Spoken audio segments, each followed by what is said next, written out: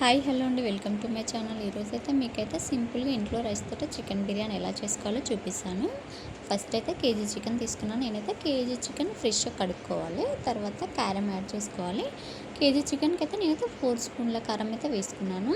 Next అయితే పసుపు వేసుకున్నాను 1 స్పూన్. నెక్స్ట్ అయితే ధనియా పిండి, అదైతే ఇంట్లోదే ఫ్రెష్ది, ప్యాకెట్స్ అయితే కాదు. నెక్స్ట్ అయితే సాల్ట్, మన టేస్ట్కి దగ్గర సాల్ట్. నెక్స్ట్ అయితే కప్ అయితే పెరుగు తీసుకున్నాను. అంతకంటే ఎక్కువ తీసుకుంటే పుల్లగా అవుతుంది అనమాట. అయితే నేను 1 కప్పే తీసుకున్నాను. నెక్స్ట్ అయితే అల్లం వెల్లుల్లి paste spoon and half spoon వేసుకున్నాను. తర్వాత లెమన్ అయితే హాఫ్ వేసాను టేస్ట్ కోసం. నెక్స్ట్ అయితే గరం మసాలా అయితే వేసాను. గరం మసాలా అయితే ఇంట్లో దంచింది, ఫ్రెష్గా అప్పుడే దంచి వేసాను. తర్వాత అన్నీ బాగా కలుపుకోవాలి, ముక్కకు పట్టేటట్టు కలపాలి. తర్వాత 2 బిర్యానీ ఆకులు అయితే వేసాను ఫ్లేవర్ కోసం అయితే. నెక్స్ట్ అయితే మళ్ళీ కలుపుకోవాలి. నెక్స్ట్ అయితే కొత్తిమీర అయితే యాడ్ చేశాను. నెక్స్ట్ మళ్ళీ కలపాలి, బాగా కలపాలి, ముక్కకు పట్టేటట్టు కారం ఉప్పు కలపాలి. నెక్స్ట్ అయితే పచ్చిమిర్చి అయితే వేసాను. పచ్చిమిర్చి లాస్ట్కి వేసాను, ఎందుకంటే విరిగిపోతున్నాయి, మళ్ళీ గింజలు ఉంటాయి కాబట్టి. బాగా కలిపి పక్కకైతే పెట్టుకోవాలి. నేనైతే ఫస్ట్ అయితే రైస్ కడిగి పెట్టుకున్నాను. రైస్ గ్యాస్ మీద పెట్టి కొత్తిమీర అండ్ బిర్యానీ ఆకు అండ్ గరం మసాలా అన్నీ అయితే వేసాను. స్టార్ లవంగా ఇలాచి అన్నీ అయితే వేసుకోవాలి. వేసిన తర్వాత కొంచెం ఆయిల్ అయితే వేసుకోవాలి. ఆయిల్ లేదంటే నెయ్యి అయినా వేసుకోవచ్చు. బాగా కలుపుకోవాలి.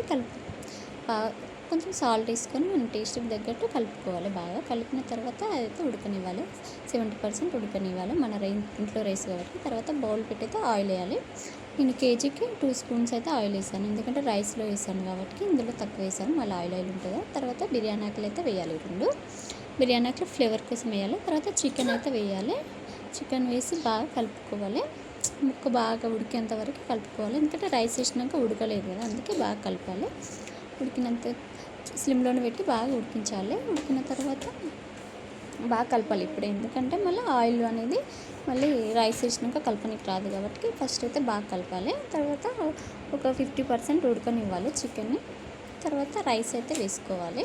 నేనైతే పైనంగానే రైస్ ఉడికింది ఆల్రెడీ 70% వేసాను. తర్వాత పైనంగా అయితే ఆనియన్ అవన్నీ వేసేసి కొత్తిమీర అవన్నీ వేసి బిర్యానీ అయితే చేశాను. ఫైనల్గా అయితే ఇలా